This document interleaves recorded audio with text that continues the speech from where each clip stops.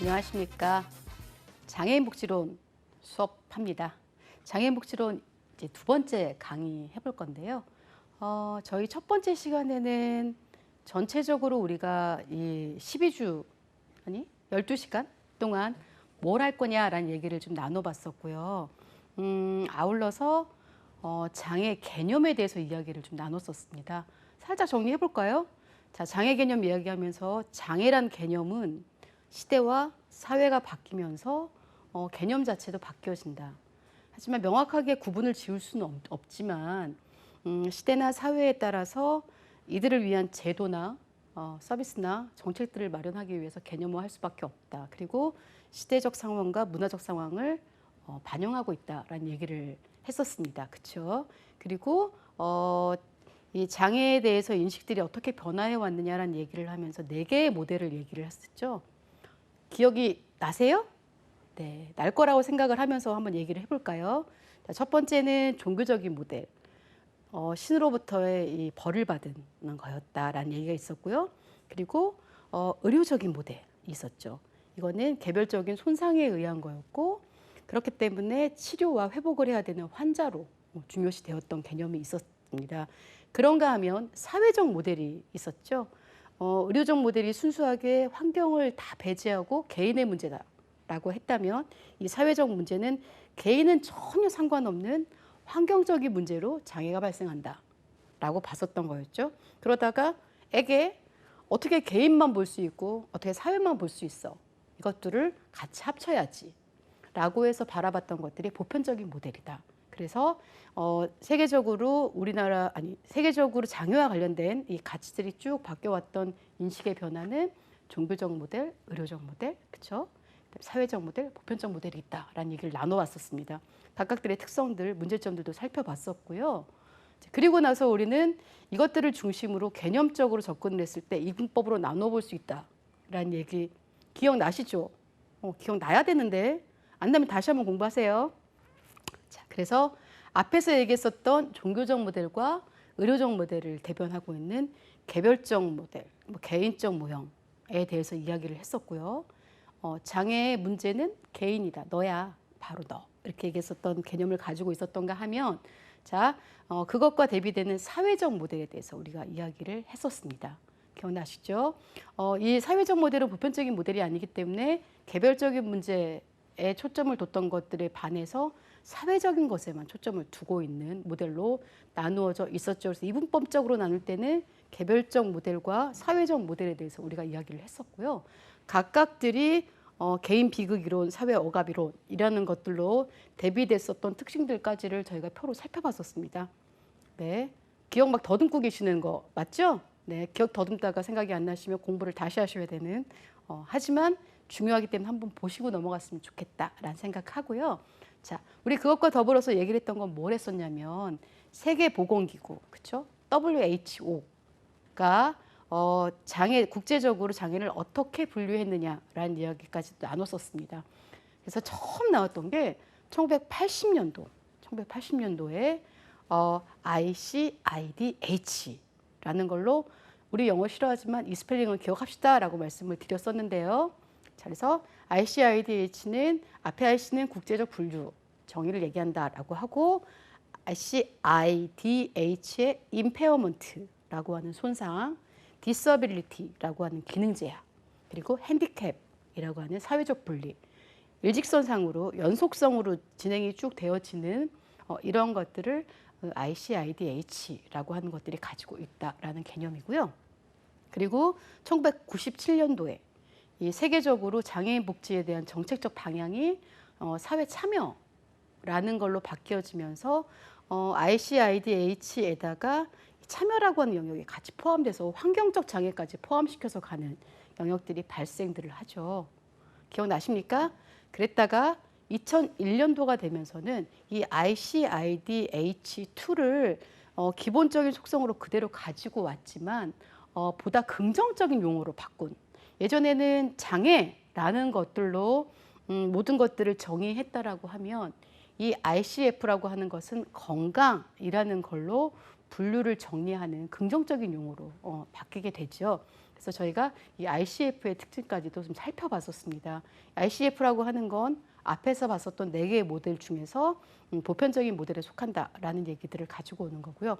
제가 저번 시간에 얘기를 잠깐 하다가 못한 것 같은데 이제 이 ICIDH2나 ICF로 가면서는 우리가 처음에 일직선상으로 왔었던 그렇죠? 손상, 디서빌리티라고 기능 제약, 그다음에 핸디캡이라는 게 손상이 반드시 있고 기능 제약이 있고 그렇죠? 그다음에 이 사회적 분리가 있어야 장애라고 하는 ICIDH랑은 다르게 사회적으로 먼저 분리가 되고 이걸로 인해서 기능 제약이 오고 이걸로 인해서 손상이 오고 이럴 수도 있다. 또는 기능 제약이나 손상이 아예 없는데도 사회적으로 분리가 될 수 있다. ICF나 이 환경과 참여의 개념을 가져갈 때는 일직선상에 있는 이 연속의 개념이 아니라 첫 번째, 두 번째 단계가 없이도 세 번째 분리가 올 수도 있고 또는 사회적으로 너무나 크게 분리를 받으면서 환경적인 제약을 받으면서 이걸로 인해서 다른 사람들과 같이 살 수 없어서 도태되는 장애를 갖는 경우도 있다라는 것까지를 얘기한다라는 정도를 머릿속에 조금 넣어주시면 좋을 것 같고요. 오늘부터는 좀 천천히 얘기하려고요. 혹시 제 말 빠르지 않나요? 제가 대학 다닐 때 앞에 나가면 말이 빠르다고 그래서 이렇게 입에다가 이렇게 깨물고 살짝 느리게 하는 연습을 했었는데요. 살다 보니 말이 여전히 빠르긴 해요. 그래서 제가 이제 그 생각했거든요. 다음 시간부터는 좀 천천히 얘기를 해볼까 라고 일단 천천히는 시작해 보려고 합니다. 하지만 가다 보면 또 빨라지는 거는 어쩔 수 없을 거라고 생각하고요. 저 사람 성격이 급하구나 이렇게 생각해 주시면 좋을 것 같고요. 그래도 제 말 자체를 알아듣기는 편해야 되니까 조금 천천히 가보도록 하겠습니다. 이번 시간에는 장애 범주 이야기를 하고요. 장애인의 정의를 이야기할 겁니다. 앞에서 이제 뭐 어떻게 흘러왔다라는 얘기들을 쭉 했던 것처럼 그러면 우리나라는 어떻게 장애를 범주하고 있느냐라는 얘기들을 좀 하면서 들어갈 건데요. 제가 이제 시작하면 적어놨어요. 장애의 개념적 정의를 좀 알고 우리나라 법에서 장애인을 어떻게 정의하고 있는지 또 그리고 각 법마다 어떻게 범주화를 하고 있는지를 좀 살펴보려고 해요. 그리고 주요 국가 어디까지 주요하냐라고 개념을 잡으시면 좀 애매하긴 하지만 장애인 정의와 범주를 비교를 합니다. 우리나라 장애인 복지법엔 제가 앞에 사실 이 휠체어 표랑 같이 하나 그려놓긴 했었는데요. 제가 장애인 복지법에서는 장애인이란 신체적, 정신적 장애로 오랫동안 일상생활이나 사회생활에서 상당한 제약을 받는 자라는 얘기들로 이제 우리나라 법상에 지금 정의를 하고 있는데요.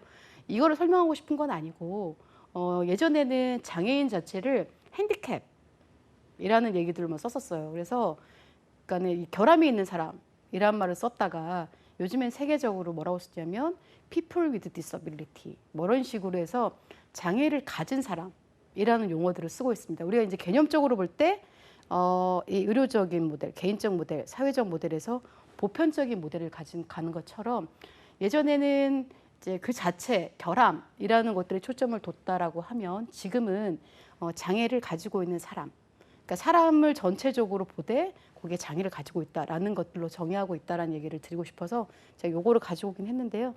이 그림을 놓고는 하고 싶은 말이 많지만 그거는 나중에 할게요. 우리는 지금 나가야 될 게 많기 때문에. 자, 비교하는 걸로 이번 시간은 정리들을 좀 해보도록 하겠습니다. 자, 장애를 놓고 한번 찾아봤어요. 어디다가 찾으면 돼요? 우리 흔하게 요즘 많이 찾는 검색창, 뭐 제가 얘기했던 네이, 뭐 이런 다음 뭐 이런 데다가 이렇게 쭉 쳐서 장애라는 걸 이제 쳐서 어떻게 나오느냐를 좀 살펴봤어요. 봤더니 일단 이제 표준 국어 대사전에는 이렇게 나옵니다. 어떤 사물의 진행을 가로막아 걸리적거리게 하거나 충분한 기능을 하지 못하게 하는 것. 그래서 장애 요소나 의사소통 장애 이런 것들이 있다라고 정리를 하죠. 또는 이제 국어 대사에 또 뭐라고 나오냐면 신체 기관이 본래의 제 기능을 하지 못하거나 정신 능력에 결함이 있는 상태, 이게 장애다.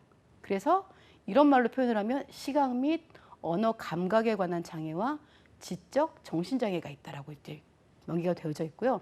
또는 또 장애라고 치면 이렇게도 나옵니다. 유선 통신이나 무선 통신에서 유효 신호의 전송을 방해하는 잡음, 혼선 따위의 물리적 현상. 그래서 이거에 관련해서는 장애적 복구나 뭐 물리적 장애가 있다라는 단어들이 나오죠. 우리 보편적으로 물어보잖아요. 여러분들은 장애라고 하면 어떤 생각이 있다고 그러세요?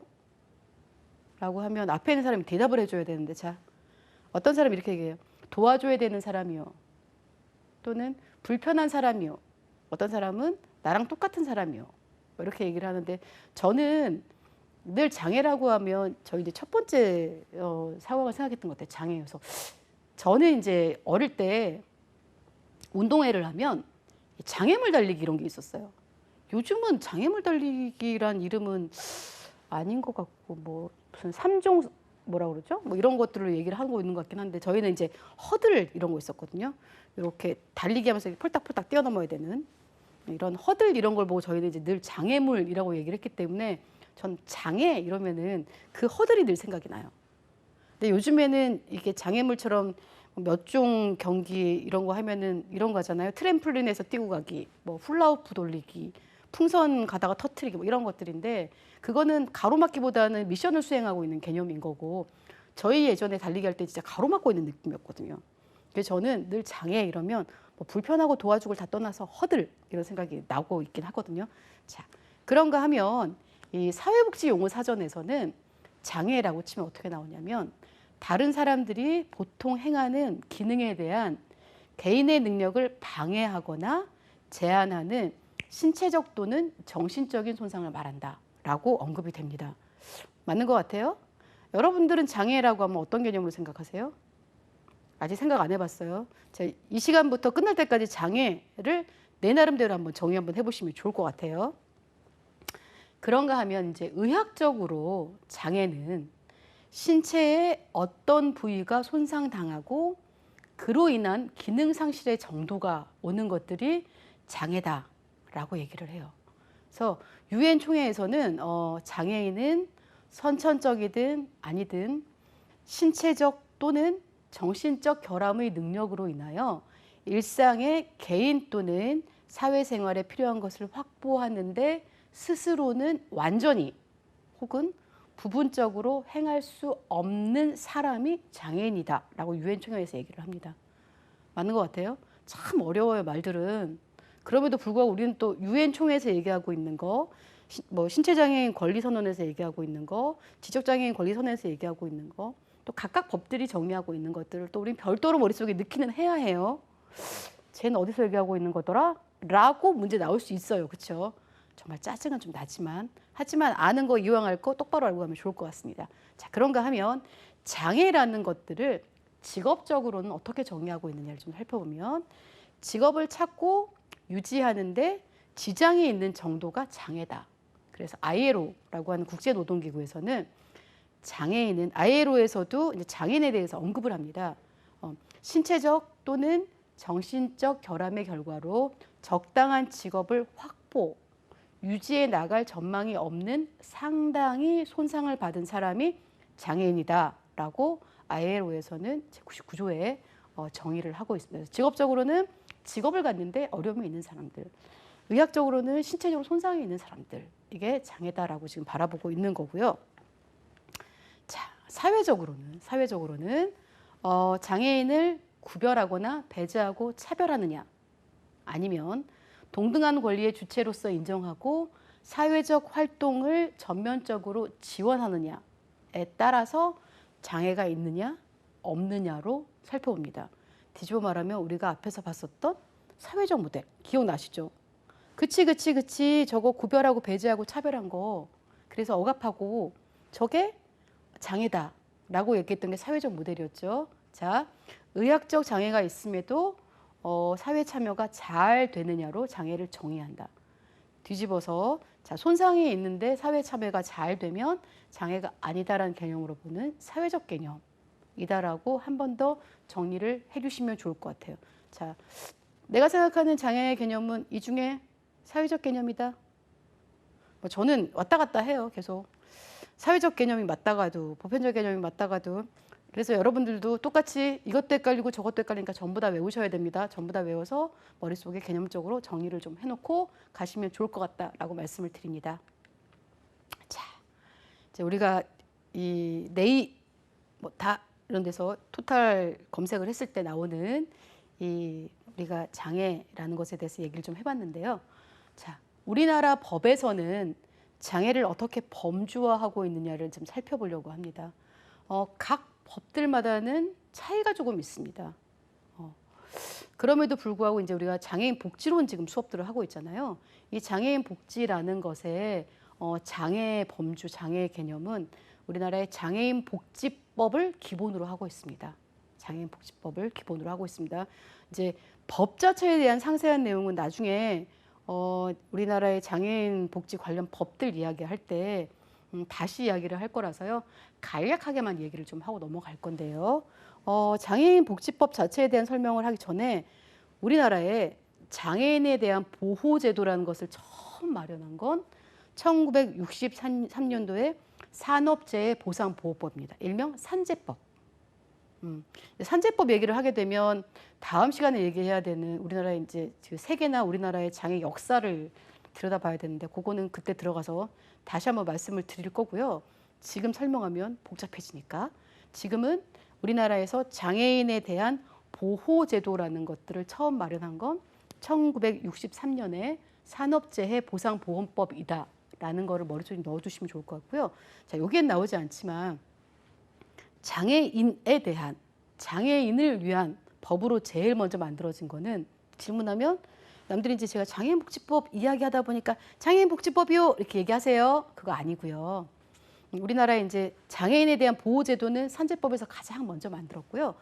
장애인만을 위한 장애인을 위한 법으로 만들어진 거는 1977년도에 특수교육진흥법이라는 게 있습니다. 뭐라고요? 특수교육진흥법. 지금은 그 이름으로 쓰이지 않죠. 지금은 장애인 등에 대한 특수교육법이라는 걸로 이름이 완전히 바뀌고 전면 개정이 됐습니다. 하지만 우리나라에서 처음 만들어졌던 건 1977년도에 특수교육진흥법이라는 게 있었다라는 것도 이렇게 당구장 표시하고 머릿속에 넣어두시면 나쁘지 않을 것 같다라는 생각 듭니다. 자, 실제적으로는 처음 장애인 자체의 범주를 정의했어요. 장애인의 범주를 정의한 법률은 장애인 복지법이라고 이야기를 합니다. 그래서 장애인 복지법 상에는 신체적, 정신적 장애로 오랫동안 일상생활이나 사회생활에서 상당한 제약을 받는 자라는 걸로 장애인을 정의하고 있습니다. 처음에 이제 이 법이 만들어진 건 1981년도입니다. 1981년도. 우리 잠깐 볼까요? 아까 ICIDH라고 하는 국제세계보건기구에서 처음 만들어낸 것이 몇 년도였던 거 기억나세요? 1980년도였어요. 그렇죠? 세계보건기구 자체가 세계적으로 이 장애인에 대해서 뭔가가 정의되고 있는 시점에 우리나라도 처음으로 심신장애자 복지법이라는 게 1981년도에 생깁니다. 심신장애자 복지법. 여기에서는 지체부자유자, 시각장애자, 청각장애자, 음성언어장애자, 정신박약자라는 걸로 장애인을 정의를 합니다. 저는 지금 보세요. 장애인이라고 쓰고 있잖아요. 그렇죠? 저 때는 심신장애자였죠. 심지어 저게 자자는 우리 되게 싫어했던 놈자자였어요. 그래서 저게 말이 돼 안 되라는 얘기가 나중에 참 많았었죠. 그래서 그럼에도 불구하고 처음으로 장애인을 저렇게 5가지로 범주화했었던 것이 1981년도에 심신장애자 복지법이었다. 기억해 주시면 좋을 것 같고요. 이 심신장애자 복지법은 1989년도에 전면 개정을 합니다. 어떻게? 심신장애자가 장애인으로 바뀌면서 장애인 복지법이라는 걸로 용어가 확 바뀌죠. 용어가 바뀌어서 지체부자유자가 지체장애, 그렇죠? 그다음에 시각장애, 자자가 다 빠졌죠. 청각장애, 언어장애, 정신박약이라는 것이 정신지체로 바뀌면서 5개의 장애 영역을 가지고 있습니다. 우리나라의 장애 범주 5가지였어요. 그러다가 2000년도가 되면서는 5개에다가 정신장애, 신장장애, 심장장애라고 하는 3개의 장애가 더 추가가 돼요. 그럼 8개가 되죠. 8개. 5개에다가 3개. 근데 그 전에 지체장애 안에 뇌병변 장애가 같이 포함이 되어 있었는데요. 지체에서 뇌병변 장애가 분리해서 나옵니다. 그래서 9개. 그리고 이 정신지체 있었죠. 이 정신지체 안에서 발달장애라고 하는 것이 또 분리되어 나옵니다. 그래서 2000년도는 장애인복지법이 개정이 되면서 5개의 새로운 것 3개와 추가된 2개가 합쳐져서 10개의 장애 유형, 우리나라의 장애 범주가 10개로 확대가 됩니다. 확대되고 있어요. 우리도 이 범주가 바뀌면서 처음에는 이 외부로 보이는 것들만 신경을 쓰다가 정신장애 안 보이죠. 외부로 신장장애, 우리 콩팥, 그다음에 심장장애 이런 거 보이지 않아요. 그렇죠? 보이지 않는 것들도 장애로 들어가기 시작하죠. 그리고 2003년이 되면서는 호흡기, 간, 안면, 장루요루, 그러니까 소장, 대장 이렇게 해서 장루 주머니 달고 다니고 소변 주머니 달고 다니고 이런 경우들, 그다음에 간질, 뭐 발작하시는 분들 이렇게 해서 2003년도에는 5개가 추가가 되면서 15개 유형이 됩니다. 그러면 2021년인 지금은 우리나라 장애는 몇 개? 제가 첫 시간에 말씀드렸어요. 그렇죠? 15개. 15개가 그대로 가고 있어요. 근데 2007년도에 법이 바뀌면서 정신지체라는 용어가 말이 되냐, 어떻게 정신이 지체될 수 있어? 라는 걸로 지적장애라는 용어로 바뀌었고요. 발달장애라는 것이 자폐성장애라는 걸로 용어가 바뀌었습니다. 그리고 간질이라고 하는 것도 뇌전증 장애라는 걸로 해서 이름을 바꿨죠. 그래서 현재 우리나라 장애인복지법에는 바뀐 걸 다 포함시켜서 15개의 영역을 가지고 있어요. 그러다가 2021년도에 이제 사실은 2007년 이후로 계속 장애계 쪽에서는 장애 유형을 더 확대해야 된다, 장애 범주를 더 포괄적으로 가져가야 된다는 요구들이 굉장히 많이 일어났었어요. 근데 범주는 확대되지 않았어요. 왜일까요? 이런 말을 막 함부로 하면 남들이 절 싫어하려나? 정책하시는 분들이 싫어할지도 모르겠으나 사실상 장애 범주가 확대된다라고 하는 거는 등록되어지는 장애 유형들이 늘어나는 겁니다. 근데 우리가 장애를 개념화하는 이유가 뭐라 그랬었죠? 정책이나 제도나 서비스들을 주기 위해서는 어느 정도의 정의를 가지고 있어야 줄 수 있다라고 말씀을 드렸었어요. 그러면 만약에 10명이었던 10개 영역에 10명이었던 장애인이 15개 영역에 15명이 된다라고 하면 똑같은 파이, 똑같은 재정 안에서 예산들이 쪼개질 수밖에 없겠죠. 그래서 이 세계적인 장애 범주들이 확대되는 추세에 따라서 우리나라도 장애 범주가 넓어져야 된다는 얘기가 아주 많았음에도 불구하고 실제적으로는 늘어나는데 굉장히 한계를 가지고 있다라고 생각을 해주시면 좋을 것 같고요. 그래서 2007년 이후로는 우리가 맨날 그랬어요. 그러니까 이 장애 범주를 높여놓으면 이후로 이 장애 범주가 확대될 것으로 예상되는 뭐 장애, 그래서 뭐 에이즈 뭐 이런 것들 포함시켰었는데요. 요즘에는 이제 하도 안 되니까 포함시키지 않고 있어요. 아무튼 그러다가 이제 2021년 4월 13일부터 뭐가 생겼냐면 다빈도의 질환들, 그러니까 굉장히 자주 일어나는 질환들에 대해서 유형은 15개로 가져가지만 이 세부 인정 기준으로 포함을 시켜서 기존에는 뭐 간장애 합병증을 가졌던 사람 자체는 간장애로 인정되지 않았는데 이번에는 간장애로 포함을 시켜서 장애를 인정하는 형태. 뭐 백반증이라고 하는 거, 얼굴에 하얗게 점처럼 있는 이렇게 얼룩얼룩 있는 분들 있으시잖아요. 이런 경우들도 기존에는 안면장애에 포함되지 않았어요. 그전에는 안면장애라고 하면 이 안면에 일정 정도가 함몰되거나 비우돼서 튀어나오거나 막 이런 경우들만을 안면장애로 포함시켰다라고 하면 2021년도가 되면서는 얼굴에 이렇게 얼룩이 져 있는 사람들도 장애인으로 포함을 시켰던 그렇게 이제 포함을 시키고 있고요. 복시 이렇게 얘기하면 겹쳐 보이는 거 있죠. 예전에는 시각장애 이러면 아예 보이시지 않는 이제 시력이 아예 보이시지 않거나 약시라고 해서 아주 작게 보이시는 분 또는 시야장애라고 해서 우리 이렇게 보이잖아요. 그렇죠, 여러분? 여러분들 옆으로 보이시죠? 근데 터널 증후군이라는 것처럼 이렇게만 보이시는 분들 있죠. 이렇게만. 그래서 이 수평 감각이나 계단을 내려갈 때 어려움을 겪으시는 분들 계시는데요. 이렇게만 시각장애로 포함됐다라고 하면 지금은 글씨가 너무 겹쳐 보여서 글씨가 보이지 않는 경우들, 복시, 뭐 겹보임이라고 얘기하는 것들도 시각장애 영역 안으로 포함이 돼서 오는. 그리고 배뇨장애라고 하면 소변, 대변을 스스로가 도저히 할 수 없어서 24시간 내내 기저귀를 차고 계시는 분들, 이런 분들도 이제 우리는 이 장애 영역 안에 15가지 영역 안에 넣어서 이 세부 기준으로 포함을 시켰다는 거죠. 그전까지는 포함시키지 않았던 것들을. 그리고 뭐 강박장애나 틱장애라고 하는 뚜레장애, 잠을 아예 못 자서 정신적으로 문제가 일어나는 기면증 이런 것들도 정신장애 안에 포함시켜서 조금 더 늘어나는 사람들이 많아지는 뭐 최소한 뭐 10,000명 이상이 더 늘 것이다라고 이제 보여지는 정도로 이제 올해부터는 그게 포함돼서 갔었다라고 기억을 해주시면 좋을 것 같아요. 복잡해졌어요? 안 복잡해요. 결론은 우리나라도 81년도에 심신장애자 복지법으로 5개 영역이었다가 지금은 아무튼 세계적 추세에 따라서 15개로 늘어나기는 했다라는 거 기억해 주시면 좋을 것 같고요. 그럼에도 불구하고 우리 거는 아직도 자 볼까요? 표가 좀 작아서 여러분들 안 보이실 수도 있을 것 같은데요.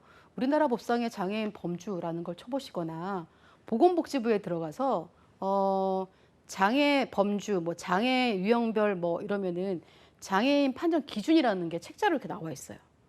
4월 달에 나온 게 있긴 하더라고요. 그 책자에 보시면 이렇게 우리나라 장애를 어떻게 나누고 있는지부터 시작해서 장애 각각들이 어떻게 정해지는지 나와 있으니까 그걸 보시면 좋을 것 같긴 하고요. 자, 일단 우리나라는 15개 영역을 어떻게 나누고 있냐라고 하면은요.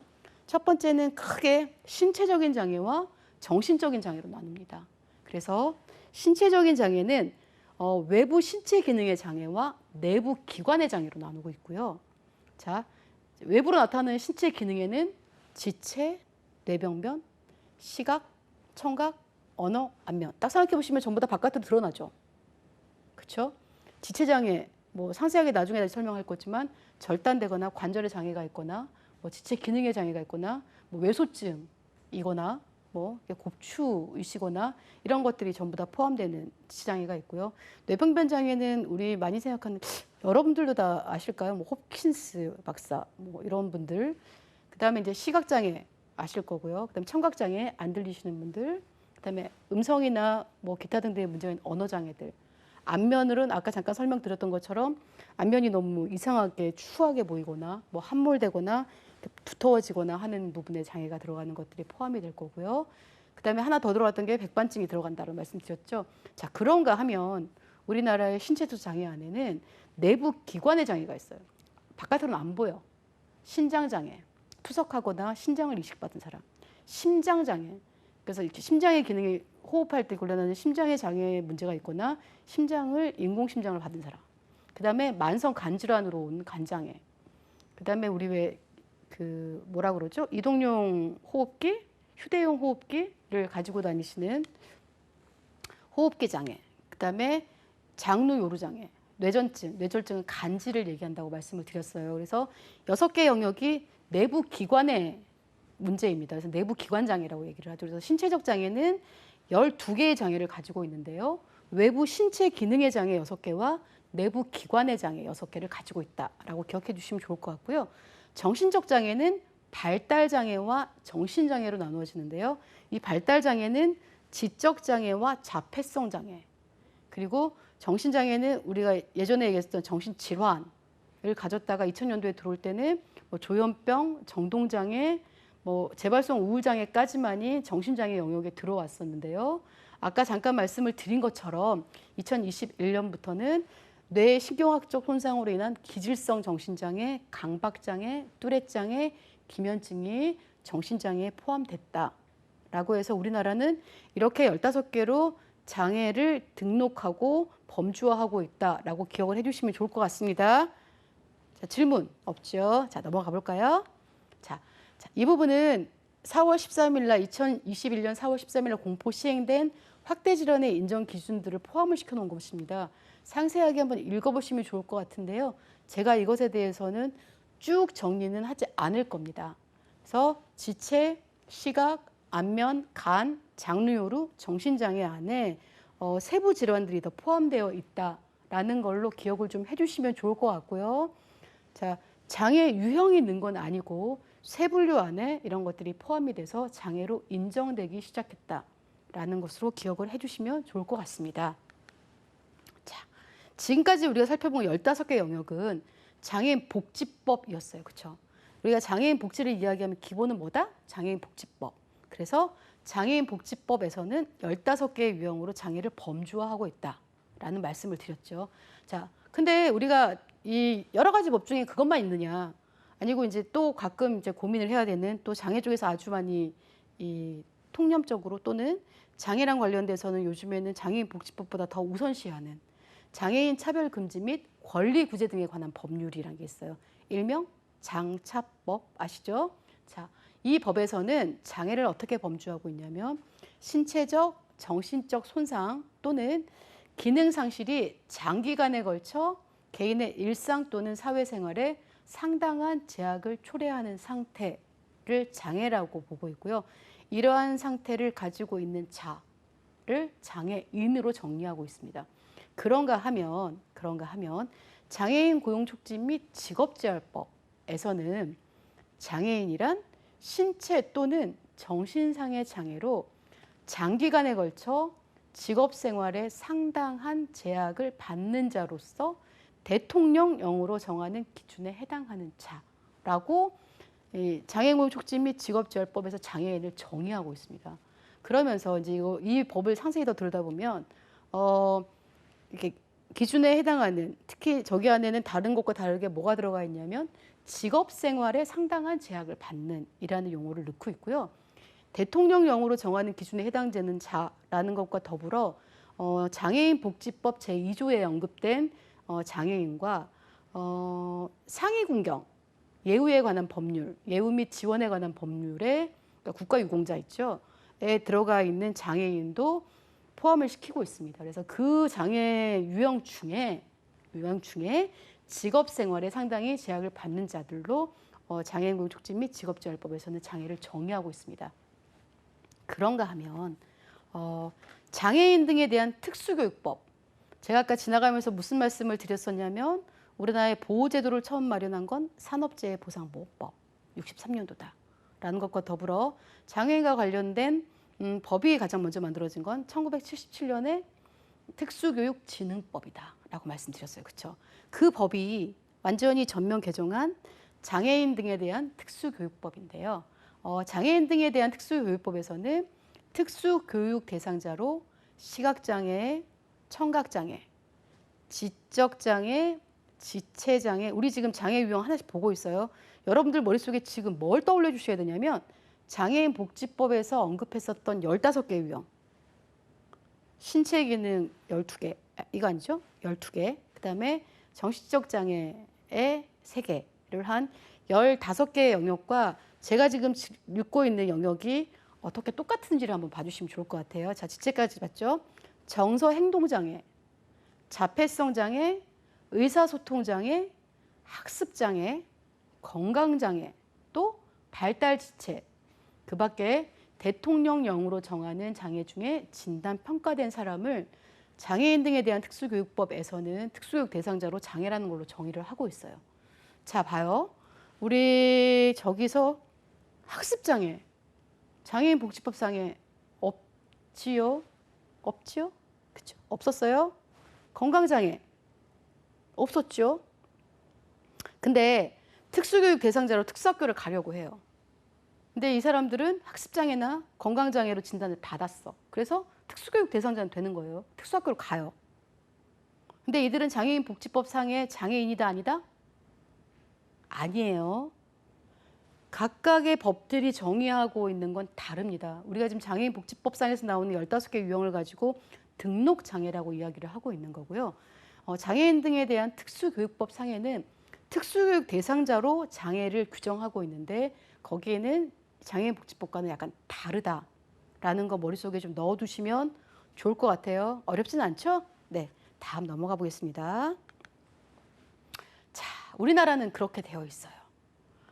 이제는 이제 다른 나라는 어떻게 되어 있냐, 주요 어디까지가 주요인지 애매한 국가의 장애인 정의들을 좀 살펴보도록 하겠습니다. 기본적으로 우리 세계대전은 2번 있었다고 얘기하죠. 2차례의 세계대전 이후에 장애인에 대한 인식이 엄청나게 변화를 합니다. 이거는 이제 다음 시간에 제가 저희 역사 얘기를 할 때 다음에 다시 한번 얘기를 할 건데 이 장애인에 대한 인식이 엄청나게 변화를 하면서 이 전쟁으로 인해서 장애인이 되는 분들에 대해서 보상 차원의 이 사회적 책임으로 일정 수준 이상의 치료와 처우가 강조되기 시작합니다. 왜? 나라를 위해서 희생한 사람들이기 때문에 그 책임은 누가 져야 된다? 사회가, 국가가 져야 된다라는 것 때문이죠. 그러면서 이 서구의 선진국들은 신체 장애, 그다음에 정신 기능의 장애라는 것과 더불어서 과업 수행, 노동 능력을 가지고 장애를 바라보는 것, 그다음에 개인적 요인과 환경적 요인 등에 대한 불이익을 받는 조건을 포함한 사회적 의미의 장애까지도 포괄적으로 범주화하고 있다라고 지금 정리하고 있죠. 그런 거에 비해서 우리나 일본은 장애인의 범주를 주로 의학적 모델에 입각해서 신체 구조 및 기능상 장애로 판정하고 있다라고 얘기하고 있습니다.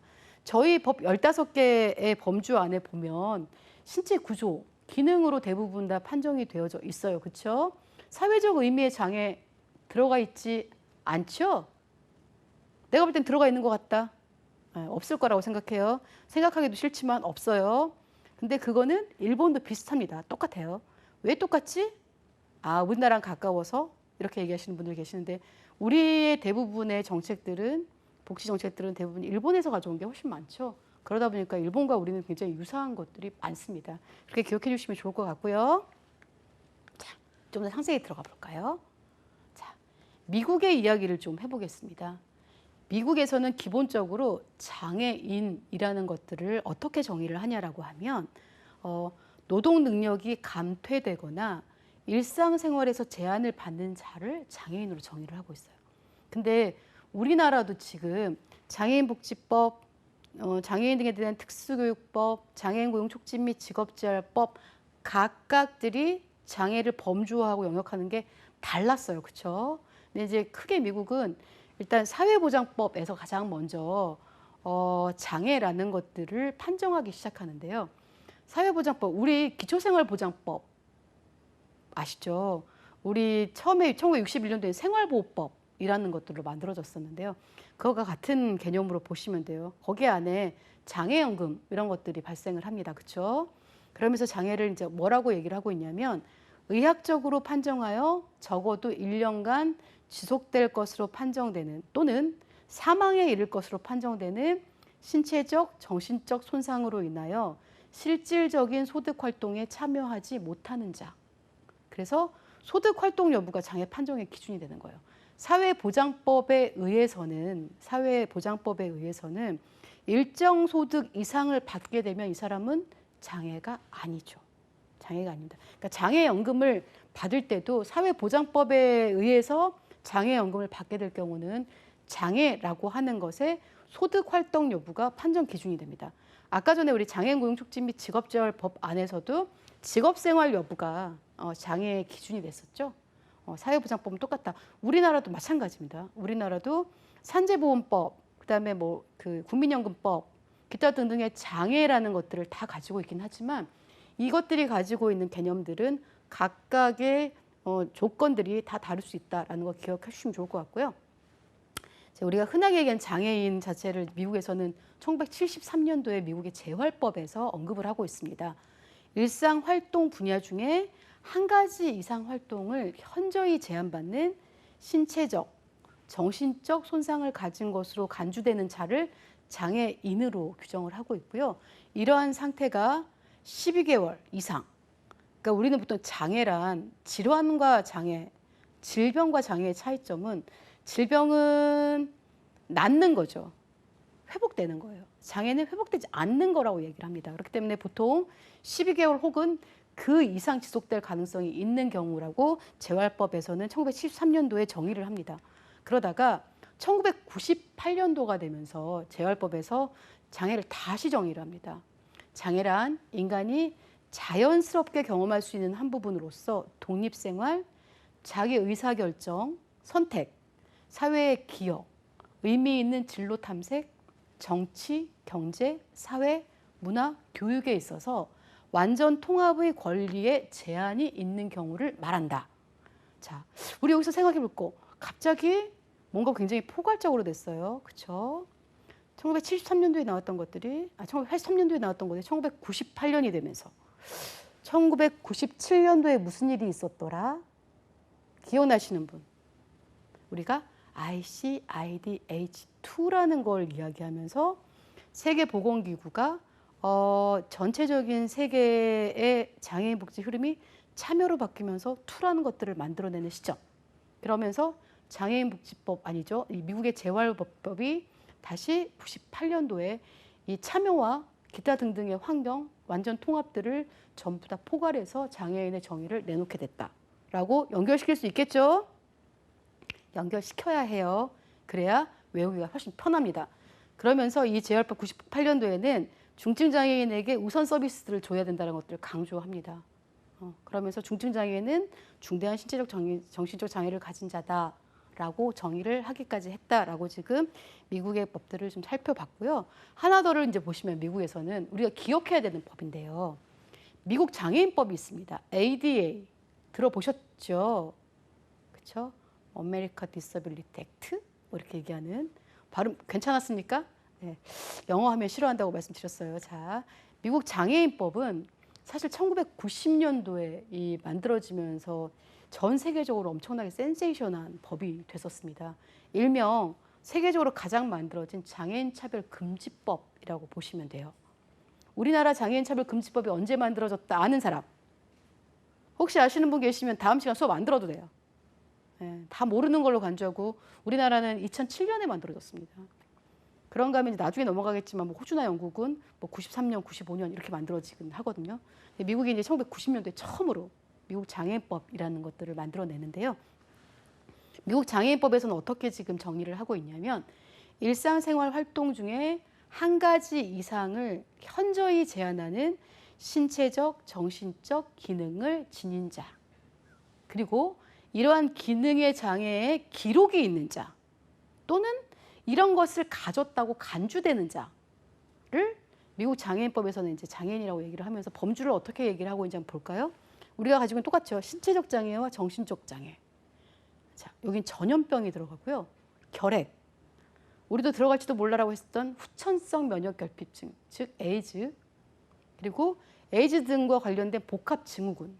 아울러서 주요한 생활 활동의 근본적인 제한을 받는 사람 역시 장애 범주에 들어갑니다. 그리고 알코올릭, 약물 남용 등이 미국 장애인법에서 정의하고 있는 장애 범주에 포함된다. 우리나라에서는 포함 안 되지만 저희 가면 될 수 있을 것 같아. 뭐 이런 생각 드시는 분 있죠? 알코올 중독, 약물 중독, 아무튼 아니지만 될 수도 있지 않을까라는 생각을 좀 가져봅니다. 자, 그런가 하면 영국을 좀 넘어가 볼까요? 영국 하면 떠오르는 거 있으세요, 여러분? 우리 사회적 모델 이야기를 하면서 영국 얘기를 했었어요. 그렇죠? 영국은 장애인의 정의를 어떻게 범주하고 있냐면 의료적인 모델에 기준하고 있어요. 앞에서 봤었던 미국은 그렇지 않았죠. 그렇죠? 그리고 이 사회적인 범주의 흐름에 따라서 환경적인 것들을 전부 다 포괄시키는 것들로 범주들이 바뀌어갔는데 영국은 의료적인 모델에서 기본적으로 장애를 기준하고 있습니다. 그러다 보니까 너무 의료적으로 하는데 안에 있는 학자나 당사자들은 그것들이 맞지 않다라는 것 때문에 일어나는 게 뭐라고요? 저항되는 담론들, 즉 의료적인 모델에 대해서 저항 담론으로 나온 사회적 모델. 이 영국에서 발전할 수밖에 없었다라고 머릿속에 넣어주시면 되고, 그래서 현재 영국은 의료적 모델을 기준으로 장애인을 정의하고 있다라고 정리를 해주시면 될 것 같아요. 영국은 1995년도에 장애인 차별금지법에서 정신적인 또 오타가 났네요. 죄송합니다. 일상생활을 하기 위한 개인의 능력에 지속적이고 장기적으로 불리한 영향을 주는 신체적 또는 정신적인 손상을 장애라고 지금 얘기를 하고 있습니다. 그래서 이제 이 영국에서 나오는 장애인 차별금지법 하위의 장애 범주를 보면 시각, 청각, 언어, 정신질환, 질병이나 부상이나 선천적 기형으로 인해서 자신의 연령이나 경험이나 자격에 상응하여 취업하지 못하는 자를 장애인으로 보고 있어요. 우리랑 그닥 다르지 않아요, 사실상. 근데 우리는 이제 연령과까지는 보지 않죠. 자, 이제 독일로 넘어갈 겁니다. 독일. 우리 지금 가장 포괄적으로 나름 나왔었던 자녀적인 복지를 이제 하고 있긴 하지만 장애인 복지와 관련해서는 포괄적으로 나와 있던 미국을 살펴봤었고요.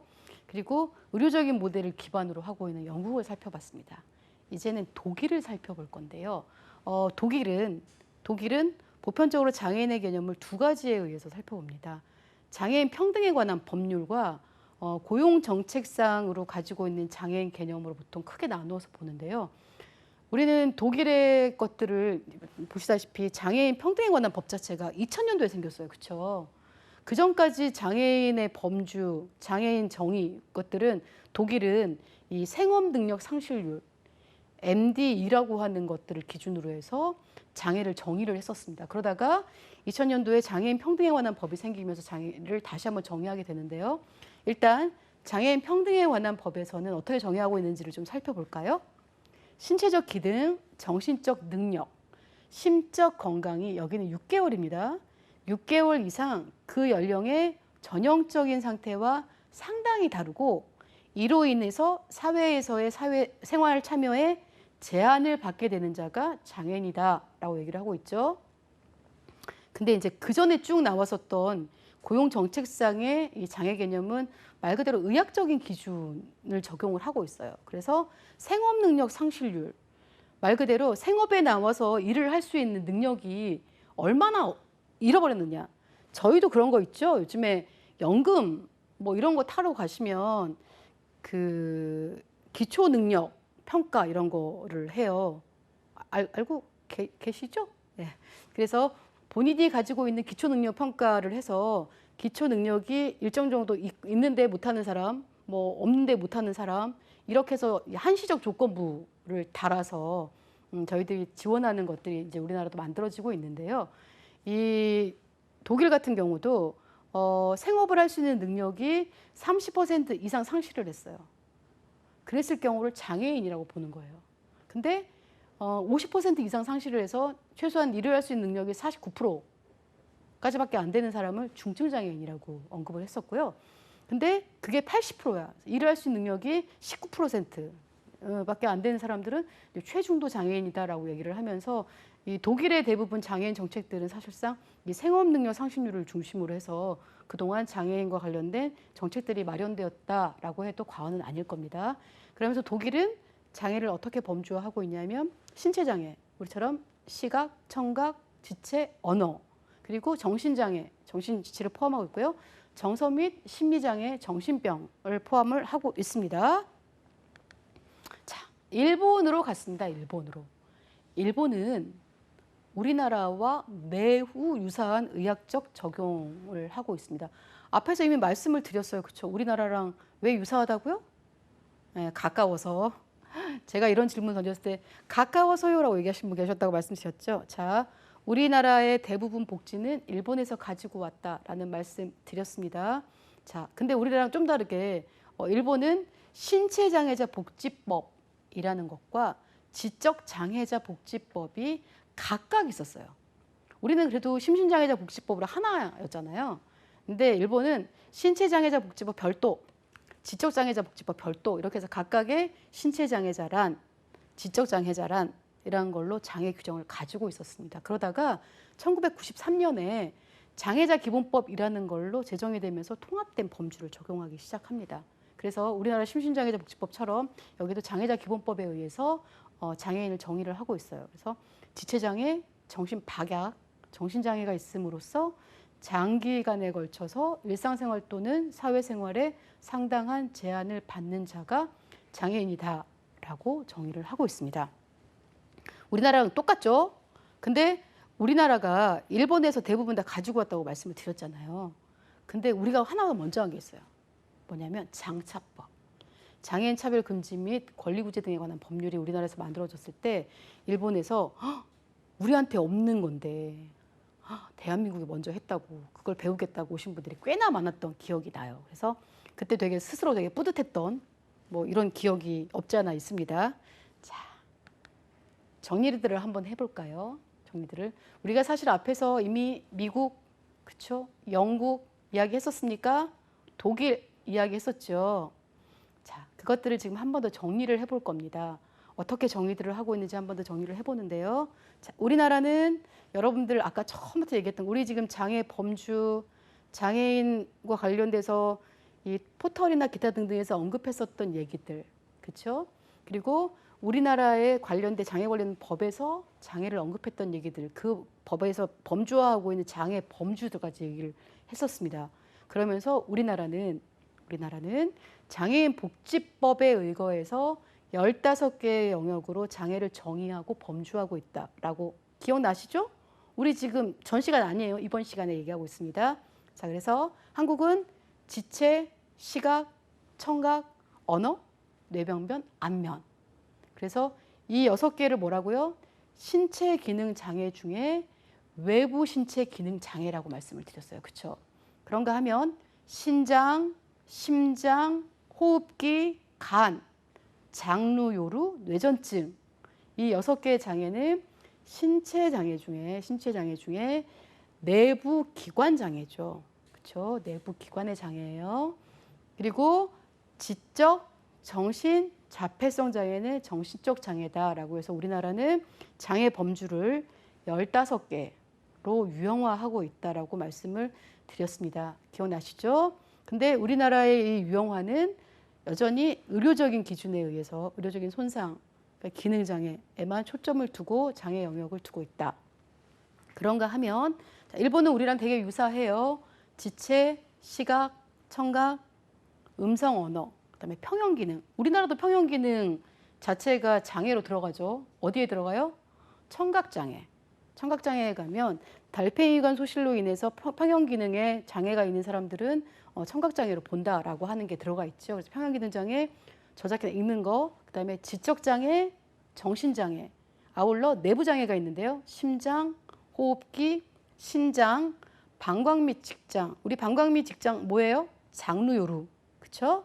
그러니까 소변 주머니, 대변 주머니 차고 다니는 그리고 이제 소장 기능이나 면역 기능에 관한 내부 장애를 가지고 있습니다. 이제 미국으로 한번 가볼까요? 우리보다 훨씬 더 나을 거라고 생각하고 있는 미국은 일단 신체 장애를 좀 보면 지체, 시각, 청각, 언어 포함이 되죠. 그리고 외형적 추형이 포함됩니다. 우리도 사실 안면 장애가 있긴 하죠. 근데 이 외형적 추형에는 곱추랑 기타 등등을 다 포괄하고 있는 거라고 보셔야 될 것 같고요.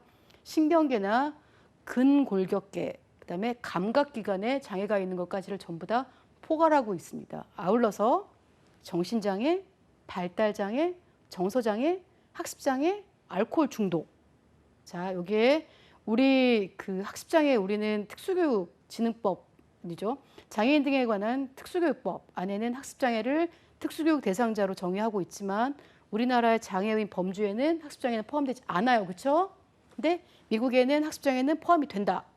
그렇죠? 그리고 알코올 중독 역시 포함되고 있습니다. 내부로 생식기, 소화기, 비뇨기, 피부, 혈액 및 내분비, 암, 에이즈 등등도 미국에서는 장애 유형으로 지금 포함을 시키고 있습니다. 네. 자, 그다음에 이제 제가 가장 마음에 드는 스웨덴. 우리는 흔히 스웨덴을 복지국가라고 이야기합니다. 들어보셨죠? 전 국민의 복지가 되게 잘 되어 있는 곳이라고 이야기를 하고 있는데요. 물론 세금이 좀 비싸다는 얘기도 듣긴 했어요. 안 가봐서 모르겠지만. 자, 스웨덴에서는 신체 장애로 지체, 시각, 청각, 언어 장애, 그리고 정신 지체, 학습 장애, 정신 장애, 정서 장애, 약물 및 알코올 중독. 아울러 내부에 폐질환, 심장, 알레르기, 당뇨까지를 다 포함하고 있습니다. 근데 이제 제가 여기서 진짜 마음에 드는 건 요거죠, 요거. 사회적 장애를 가지고 있어요, 스웨덴은. 그래서 의사소통이 어려운 외국 이민자 또는 타인 의존자는 사회적 장애로 장애인 자체를 정의를 하고 있어요. 물론 우리나라도 그렇고 대부분의 장애들은 재판정 시기가 있습니다. 뭐 1년, 2년 이상 지나서 다시 장애를 판정받게 되죠. 그래서 대부분 이 사회적 장애는 한시적 장애로 처음에 이민을 왔을 때 어려운 사람들이 장애로 포함이 되었다가 다시 이제 재판정을 받으면서 장애가 아닌 것으로 이제 벗어나게 되는 상황이긴 하지만 아무튼 스웨덴은 정확하게 법상으로 장애인 범주 안에 이 사회적 장애들을 넣고 있어서 처음에 적응할 때 어려울 때 환경적인 도움을 주는 형태들로 지원을 하고 있다라고 이야기를 해요. 괜찮죠? 그래서 저는 의사소통은 안 되겠지만 스웨덴은 가봐도 되겠다. 뭐 이런 생각을 잠시 해보기도 했었습니다. 자, 이제 호주를 한번 볼까요? 호주는 신체 장애로 지체, 시각, 청각, 언어, 안면, 기형, 우리 안면 장애입니다. 지적, 정신, 정서, 알코올 중독, 약물 중독, 내부에서 당뇨, 암, 에이즈가 포함되어 있죠. 이제 우리나라랑 지금 다른 나라들을 같이 한번 다 비교를 하셔서 보셔야 되는데 사실 에이즈나 뭐 알코올 중독이나 이런 것들은 사실 포함되어 있는 것들이 꽤나 많아요. 그래서 우리나라도 처음에 이제 말씀드린 2007년 이후에 확대될 장애 범주 영역 안에 그런 것들이 우리도 포함돼서 갈 거다라고 생각했었어요. 근데 여차여차 아까 설명을 드린 것처럼 아직까지 확대가 되지는 못했죠, 영역이. 그러면서 지금 다른 나라에서는 그것들을 포함하고 있다라는 거 기억해 주시면 좋을 것 같고요. 자, 그런가 하면 독일은 아까 말씀을 드렸던 것처럼 지체, 시각, 청각, 언어, 취형, 그리고 지적, 정신, 정서, 아울러 내부기관 장애들을 같이 가지고 있다. 그런데 이 내부기관에 혈관암, 피부암 이런 것들이 다 포함된다라는 것들로 기억들을 좀 해주시면 좋을 것 같고요. 여러분 우리 이걸 다 외우자 이렇게는 안 가셔도 될 것 같아요. 기본적으로는 우리나라가 가지고 있는 15개 영역들을 머릿속에 넣어주시고 우리나라랑 다른 것들이 있는 곳들을 중심으로만 기억을 좀 하시면 쉽지 않을까. 그리고 그 나라에만 있는 것들을 기억하시면 조금 더 외우기가 낫지 않을까 싶습니다. 이거 대놓고 막 써가면서 외우면 머리 너무 아프겠죠? 그거 하시지 마시고 정리를 해주면 좋을 것 같다라고 말씀을 드립니다. 자, 이제 안 보이시죠? 자, 이 자료는 사실상 이제 2020년에 장애인 고용공단에서 나왔던 통계상으로 나와서 이제 뽑아온 건데요. 장애인 출연율입니다. 장애인 출연율 자체를 뭐 나라마다 다 다르게 보고 있고, 뭐 5%에서 5.6%까지 본 데가 있는데요. 여기서 이제 우리나라의 장애 출연율을 5.4%로 보고 있죠. 저기 파란색으로 보이시죠? 밑에서 쭉 올라올 때 우리나라의 장애 출연율은 5.4% 정도가 된다라는 거 기억해 주시면 좋을 것 같습니다. 자, 이번 시간에는 이렇게 해서 정리를 좀 해볼 거고요. 다음 시간에는 장애인 복지의 이념에 대해서 여러분 같이 한번 살펴보도록 하겠습니다. 수고 많으셨습니다.